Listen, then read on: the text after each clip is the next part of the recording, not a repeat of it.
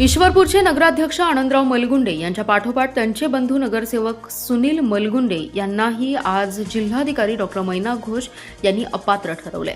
जिल्हाधिकाऱ्यांच्या या निर्णयामुळे आमदार जयंत पाटील गटाला दुसरा मोठा धक्का असून नगरपालिका वर्तुळात आणि शहरात या आदेशामुळे खळबळ उडाली आहे।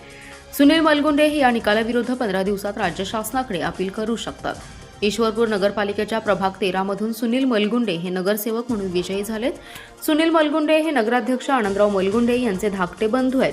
मलगुंडे यांच्या विरोधात शिवसेनेचे वाहतूक संघटनेचे अध्यक्ष जयकर उर्फ घनश्याम दिनकर जाधव यांनी तक्रार दाखल केली होती।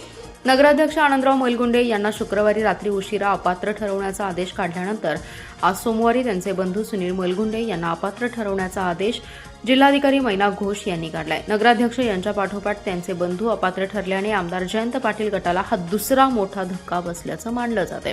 मलगुंडे यांचे भूमापन क्रमांक 81A 81A12 811313 81 व 82 आणि 11 मिळकतीमध्ये पेठ सांगली राज्य महामार्गालगत अतिक्रमण करून बेकायदेशीर आणि अनधिकृत बांधकाम केले, त्यामुळे त्यांना महाराष्ट्र नगर परिषद, नगरपंचायती आणि औद्योगिक नागरी अधिनियम कलम 44(1)(3) मधील तरतुदीनुसार अपात्र ठरवण्यात आले।